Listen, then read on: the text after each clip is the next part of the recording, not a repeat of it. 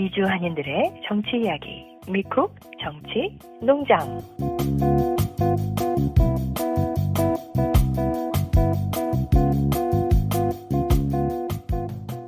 2024년 8월 14일 수요일 저녁 미쿡 정치농장 395화 시작합니다.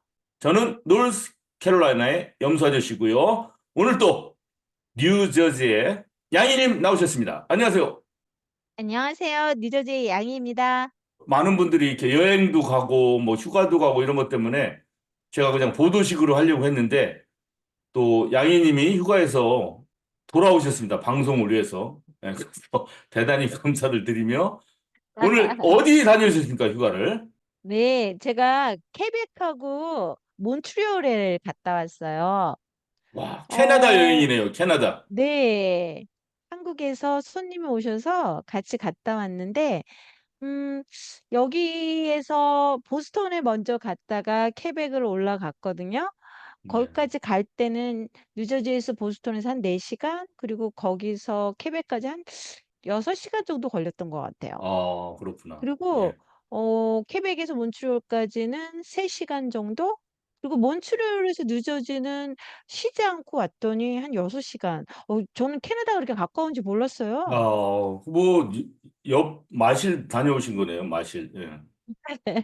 네, 그래서 그냥 3박 4일 굉장히 짧은 시간 동안, 근데 사실 시간이 더 많았으면 더 자세하게 많은 것을 돌아볼 수 있었는데 그게 좀 아쉽지만 그래도 간단하게 그런 느낌은 받아갖고 왔어요. 예. 제가 여행을 다녀오신 분들의 말을 다 들어봤지만 그 누구도 구석구석 원 없이 다 보고 왔다. 이런 말을 하는 사람은 하나도 없어요. 늘 아쉬웠다. 시간이 그쵸. 짧았다. 아쉽죠. 다음에 또 가고 싶다. 다 이런 말들 하더라고요. 자, 짧았지만 한번 우리 애청자들을 위해서 양희님의 발자취 캐나다 여행 한번 들려주시기 바랍니다. 케벡이요. 케벡이 한국 사람들한테 특히 올드 케벡이 옛날에 도깨비란 한국의 드라마 혹시 보셨어요? 케벡을 그 장소에 여러 곳에서 촬영을 해서 한국 분들한테 너무 인기가 많아서 웹사이트에 네. 케벡에 가면 여기 여기 들려라 하고 이렇게 돼 있더라고요. 그래서 저도 그 정보를 받아서 요번에 갔을 때는 한번 가봤어요. 그럼 이곳 저는 여기는 도깨비부터 봐야 되겠네. 저는 도깨비부터. 네, 도깨비부터도 그걸 몰라요, 저는. 보셔야, 예. 네, 그걸 예. 보셔야 무슨 얘기를 하는지를 알 거예요. 여기는 그렇구나. 호텔인데 너무 예. 아름답죠? 호텔이 꼭 무슨 정부 청사처럼 보이네요. 너무너무 아름답죠. 그런 맛을 들였나 몬트리올 보다. 그런 식으로 호텔에 약간, 예, 고전적인. 둘 다 불어권이에요. 근데 여기는 다 그렇죠. 갔는데 계속 여기저기서 프렌치로 말하는 거 들으니까 약간 프랑스 파리에 와 있는 그런 느낌이었어요. 예. 뭐 영어 발음에다가 네. 숑하고 샹만 붙이면 되는 거 아닌가. 뭐 이렇게 생각됩니다. 예. 요번에 불어 많이 배우고 왔어요. 아, 그래요? 그리고 또 다음 거도 한번 봐보세요. 네, 야, 여기 좀 여기는 또 그, 인간적인 그 맛이 보이네요. 네, 여기 굉장히 유명한데요. 이게 가파른, 보면 딱 밑에 보면 알지만 예, 계단으로 계단이 많네. 내려가는 거거든요. 그래서 도깨비에서 뭐, 목 부러지는 계단? 근데 그렇게 아, 사람들이 부르더라고요, 한국 사람들이. 예. 음, 그래서 이 빨간색들 이렇게 파라솔 너무 예쁘고 이 거리가 그리고 날씨가 너무 좋았어요. 음. 여기는 되게 유명한데 그냥 여기 별거 특별한 거 아니거든요. 근데 문하고 이 창문하고 간판 뭐 그건데. 네. 근데 그 드라마 속에서 이 문을 들어가면 한국에 오고 여기로 가면 여기 케벡으로 오고 막 이런 식으로 돼 있는 게 있어요. 그래서 너무 이 문이 되게 유명해서 이때는 지금 보니까 이렇게 문이 닫혀져 있는데 실제로 사진을 찍으니까 이렇게 예쁘게 아, 나왔어요. 그럼 이거는 그 도깨비라는 그 뭐 드라마? 드라마 때문에 사실은 바로 이 문 아, 자체는 되게 그래서 유명해졌는데 유명해진 별거는 거예요? 아니거든요. 그러면 뭐 예. 퀘벡 사람이나 다른 나라에서 온 여행자들한테도 큰 의미가 있는 거예요? 아니면 한국 분들 그 드라마 본 아니죠. 이 문 자체는 그 도깨비 드라마를 안 본 사람들한테는 아무런 의미가 없는 알겠습니다. 그냥 알겠습니다. 예. 네, 이거 그냥 문짝이네. 예. 네. 이건 벽화예요. 너무 아름답죠. 아, 야, 이 전체가 다 벽화예요. 건물처럼 보이네요, 진짜. 네, 저같이 아주 감각 없는 멋있어요. 사람은 그냥 들어가다가 머리에 꽝 하고 부딪힐 것 같습니다. 네. 그리고 여기는 성당? 그, 예, 천주교 사람들만 조금 많이 좋아할 거고, 그래서 일반 사람들한테 음, 많이 알려져 있지는 않는데, 그 성모 마리아의 어머니가 성 안나라는 분이 계셔요. 예. 그분을 기념해서 만든 성당이에요. 성 근데 안나 성당의 성당. 특징이 대리석처럼 그렇게 회색으로 쫙 돼 있네요. 네, 굉장히 웅장하고 예, 되게 색다르네요. 아름다워요. 예. 네. 그리고 이거는 또, 타지마할을 연상시켜. 죄송해요. 딴 종교 네. 생각해서. 죄송합니다. 근데 예. 저는 그 말씀하신 대로 이 어떤 신부님께서 올린 글을 봤어요. 예. 근데 본인이 이제 신학교에 가면서 아마 여러 가지 많은 갈등을 겪고 그럴 때 이 성당에 오게 됐는데 이 그 성안나라는 분의 그 존재를 알게 되면서 그 가족의 소중함과 성모 마리아 그리고 예수님 한테는 이런 그랜드 마더이잖아요. 그랜마 이런 아, 성 안나가 계셨다는 거가 굉장히 큰 위안이 됐고 그리고 가족의 소중함 그리고 그래서 이렇게 무사히 사제가 되는데 많은 도움이 됐다. 그런 글을 올린 게 있었 봤고 저도 그냥 아무 무심코 이렇게 생각 못했던 건데 진짜 얼마나 특별한 분이셨을까 그런 생각이 들었어요. 그래요. 네. 대부분은 뭐 예수님, 성모 네. 마리아까지만 기억하지 그 마리아의 그쵸. 어머니까지 기억하는 이 세심함. 네. 네. 이게 아까 똑같은 성당인데 그 저기 분수대 그 뒤에서 바로 그냥 앞에만 이렇게 찍어봤고 근데 참 아름답죠. 엄청난 아유, 그러니까 규모가 뭐 네. 종교 건물이라기보다는 뭐 예술 작품 이렇게 생각하면 되네요. 그렇죠. 예. 그 예. 시대에 혼이 다 깃들어 있는 예술 작품. 예, 이렇게 좋게 표현을 그렇죠. 하고 싶습니다. 그 노틀댐 성당이라는 곳이에요. 아, 몬트리올에 있는 거거든요. 파리에 있는 게 아니라 몬트리올에 있는 것. 네. 그래서 바로 여기 사람들이 되게 많이 있는데, 이 여기가 그 광장처럼 돼 있어서, 많은 사람들이 왔다 갔다 하고, 관광객도 많고, 이 주위는 다 이렇게 오피스 빌딩이 많이 있어요. 음, 네. 와. 이거는 성당 입구의 반대편이에요. 여기는 뭐 주로 오피스 빌딩들이 많이 있는 곳인 것 빌딩이 같아요. 많이 있어요.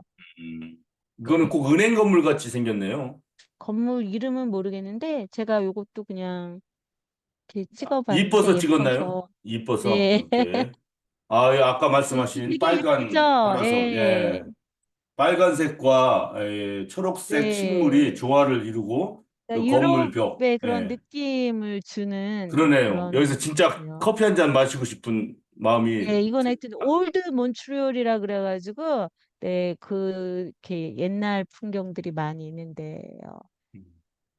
와, 예, 여긴 이렇게 이 그 꽃처럼 이거는 가짜 꽃인데 이 거리를 이렇게 꽃으로 다 장식을 해서 예뻐요. 그래서 또 음, 많은 사람들이 이렇게 온다고 하더라고요. 네. 이것도 다 올드 몬트리올. 예, 여기는 그 성 요셉 성당이라는 곳에 굉장히 높은 곳에 있거든요. 그래서 거기서 바라본 몬트리올 시내예요. 근데 구름이 너무 아, 예뻐서 제가 구름과 함께 이 도시를 찍어 봤는데 그냥 음. 도시는 그냥 이렇게 미국에 있는 그다지 일반 뭐 이렇게 도시와 비슷해요. 특이한 건 네. 아니지만 네. 안에 속속이 들어가 보면은 이제 여러 가지 네. 아기자기한 아름다움들이 숨어 있다. 자, 이렇게 양희님이 짧은 일정 중에서 휙 스쳐 지나간 이 몬트리올의 아름다움, 이 지구에 있는 아름다움입니다. 자, 이 여행을 끝나고 나면 다시 속세로 돌아와야 되고, 자, 속세에서는 또 여러 가지 일들이 진행이 되고 있죠. 자, 네. 우리가 미국 정치농장이니까 정치 얘기도 해야 됩니다. 자, 양희님이 하시고 싶은 한국 정치 이야기 들려드립니다. 네.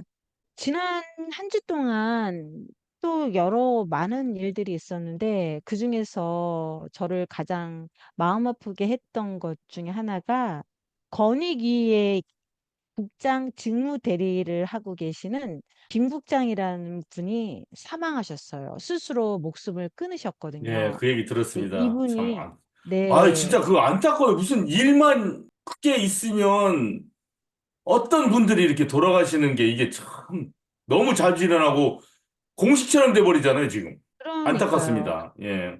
저는 그래서 이분이 죽음이 헛되지 않아야 되지 않을까라는 생각이 들면서 도대체 이분이 어떤 분인지 조금 더 찾아봤어요. 음, 일단은 지금 현재 그 김건희 여사 명품 가방 수수 사건을 졸속으로 종결해서 굉장히 많은 국민으로부터 비판을 받고 있잖아요. 예. 그 권익위에서 오랫동안 일을 하고 계셨던 분이에요. 그래서 이분은 윤석열 대통령이나 김건희 여사가 낙하산으로 이렇게 꽂아놓은 그런 분이 아니에요. 정말 자부심을 갖고 이 권익위의 법에 따라 오랫동안 일해 오셨던 분이에요. 음, 그랬는데 이런 분한테 갑자기 어 요번에 이 김건희 여사 명품백 수수 사건에 대해서 우리 결과 다 무죄 났잖아요. 그러니까 그럼요. 그렇게 되기까지 얼마나 그 양심의 몇 그게 가지만 확인만 깃들었는지가 하면 끝나는 건데 이게 이렇게 자꾸 그러니까요. 이리 빼고 저리 빼고 하면서 그런 분들이 돌아가시니까 안타깝습니다. 그래서 이 전현희 지금 더불어민주당 의원인 이분 같은 경우는 권익위에서 같이 일을 했던 분이잖아요. 그래서 그러니까요. 잘 개인적으로 아실 거 그 김 아니에요. 부장님에 대해서 예. 너무 잘 알고 그렇, 14일 날 오전에 국회에서 법제사법위원회 김영철 검사 탄핵 소추안 청문회 그때 의사진행 발언을 하고 있다가 이때 국장 사망 사건을 언급하면서 이제 아무래도 복받쳐서 말씀하신 거예요. 그래서 김건희가 음, 살인자다. 김건희 윤석열이 죽였다라고 이렇게 얘기를 했는데 그 이유가 김건희 여사의 명품백 수수와 윤석열 대통령의 청탁금지법 위반을 덮기 위해서 권익위 수뇌부가 김건희 윤석열 부부를 비호하기 위해서 유능하고 강직한 공직자 한 명이 억울하게 희생된 것이라고 전현희 의원이 의견을 밝힌 거예요. 근데 지금 이 발언 때문에 난리가 났어요.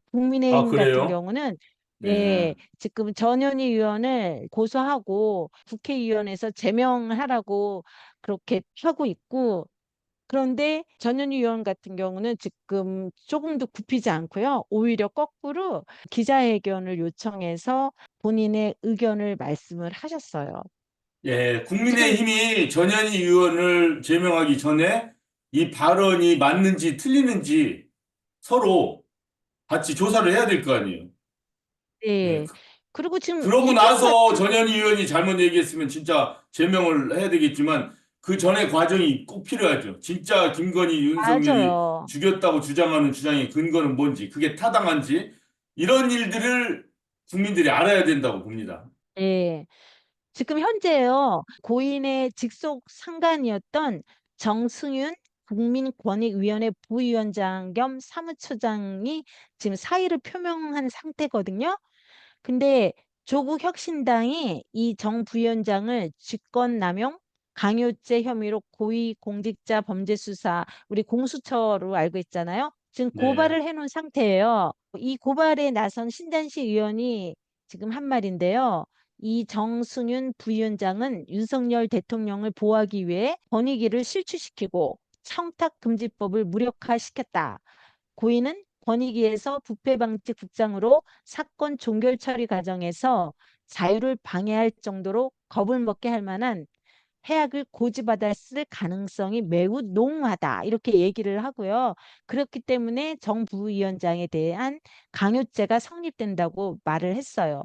그리고 또 그 돌아가신 분이 정 부위원장의 위법한 지시에 의해 법령상 의무에 없는 일을 했을 가능성이 있어 직권남용죄가 성립된다고도 지금 덧붙였고요. 제가 느낄 때는 정승윤 국민권익위원회 그 부위원장 같은 경우는 솔직히 할 일 다 했잖아요. 김건희 여사 다 실드 쳤고 그런 상태이기 때문에 앞으로 일어날 굉장히 많은 일들, 고인의 그 억울함을 풀어주기 위해서 국민들이 분노할 거고, 야당 국회의원들이 가만히 있지 않을 거고, 그렇게 되면 또 청문회에 끌려와서 또 본인이 또 뭔가 거짓말을 해야 될 테고, 이런 일이 반복될 것 같으니까 아예 도망가려고 준비를 하는 것 같아요. 이번에도 여당에서 국민의힘은요, 이 분이 돌아가신 게 야당 탓이래요. 야당이 조용히 넘어갈 일을 이미 종결처리난 조용히 넘어갈 일을 자꾸 물고 늘어져서 지금 그분이 괴로워서 돌아가셨다고 하는데 도대체 그런 말도 안 그 되는 말장난들이죠, 정말 말장난. 예. 저는 정말 그런 소리 하는 사람들한테 이 미친놈들이라고 막 얘기해주고 그 싶어요. 말장난으로 하다 보면은 끝이 안 나는 것 같아요. 저도 이 김건희 여사와 윤석열 대통령 때문에 도대체 죽어나가는 사람이 왜 자꾸 생겨야 돼요? 예. 얼마나 더 죽어나가야 정신을 차릴까요? 예, 인도에 여행하는 사람이 그 삥을 뜯겼답니다. 그 인도 거지한테. 근데 인도 거지가 그렇게 얘기했다잖아요. 네가 나한테 고마워야 된다. 너가 나를 도와줬기 때문에 너는 축복을 받을 거야, 이놈아. 네가 나한테 고맙다고 해야 돼. 거지가 이렇게 얘기하거든요. 그러니까 이게 바로 말세 아니면 이 지극한 가치 기준이 다 파괴된 시대에서는 말장난, 새치혀로 다 넘어가려고 하는 겁니다. 지금 국민의힘이 그런 일을 하는 것 같아요. 참 안타깝습니다. 그런 말장난의 극치를 저는 듣고 또 한 번 소스라치게 놀란 게 있어요. 오늘 뉴스에 윤석열 대통령이 국민들은 지금 먹고 사는데 아주 빠듯해서 힘들어하고 있는데 왜 이념 논쟁이냐 이런 얘기를 했더라고요. 그래서 그 얘기 그러니까요. 듣고 그래서 봐 이념 논쟁을 누가 시작했지?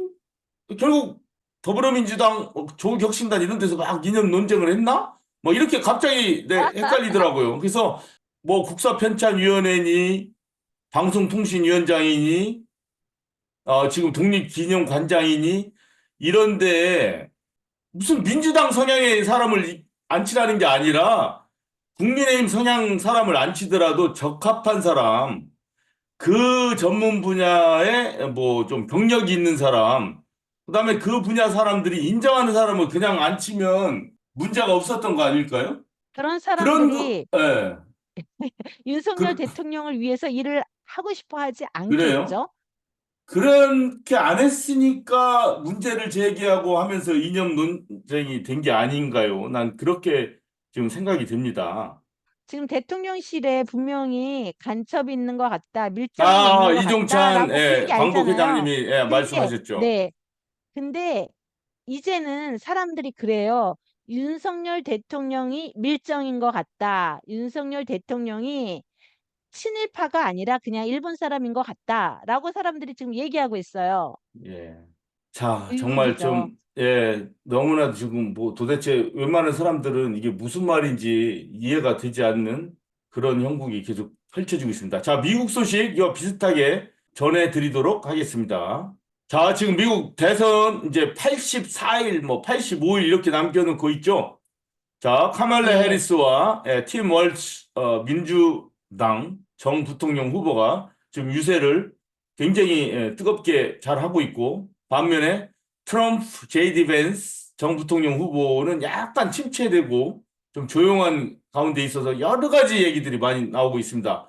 자, 그중에서 우리 민주당의 나름대로의 굉장히 큰 자산이라고 할 수 있는 이 흑인 유권자들 성향에 대해서 제가 한번 읽은 기사가 있어서 소개해 드리고자 합니다. 자, 퓨 리서치에서 최근 설문조사한 결과입니다. 자, 이거 보시다시피 흑인 유권자 중에서 공화당 성향의 비율이 나이별로 너무나 달라요. 50세 이상의 흑인 유권자들은 어때요? 공화당 성향이 7%밖에 안 됩니다. 요 빨간 거 7%. 네. 그런데 50세 미만은 17%나 됩니다. 보통 나이가 들면 무슨 성향으로 변한다고 그래요? 대부분 보수요. 보수 보수, 성향으로 보수. 변한다고 그러죠. 네. 그런데 지금 이 표에 보면 어때요? 흑인 유권자 계층에서는 나이가 들면 민주당, 젊은 쪽으로 갈수록 보수 성향이 되는 이런 기현상이 일어나고 있습니다. 자, 이게 왜 그러냐? 젊은 층 자기들이 제일 필요로 하는 거는 내 집 마련을 할 것인가? 학자금 대출이나 제대로 갚을 수 있을 것인가? 물가나 좀 안정이 될 것인가?